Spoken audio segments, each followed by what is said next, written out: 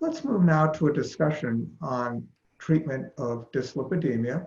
I think everyone is pretty much in agreement that that is a central approach to reducing the risk for cardiovascular disease, that LDL lowering therapy has just got to be an important part of that. And fortunately, there are several effective and safe ways of doing that.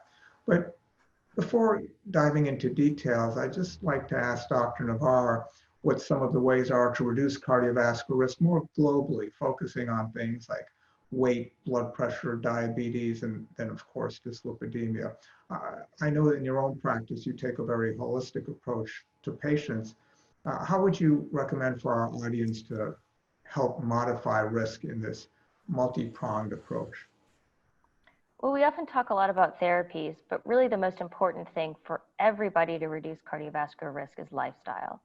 So heart healthy diet, avoiding excess sugar, excess calories, and maintaining a healthy weight is critical, as is exercise. So 5 days a week, 30 minutes a day. Cardiac exercise is probably the two most important things that our patients can do in addition to not smoking to lower the risk of heart disease. Then there's the other things that we know from long studies are critically important. So controlling blood pressure. A lot of patients with hypertension remain uncontrolled, and we have a lot of therapies, and almost everybody with hypertension can get to goal. It just takes some work. Diabetes is an increasing prevalence in the United States as the obesity epidemic increases the rate of metabolic syndrome and diabetes. And although glycemic control has shown dramatic improvements in microvascular outcomes, we need to think beyond hemoglobin A1C for our patients with diabetes when we're trying to prevent cardiovascular events.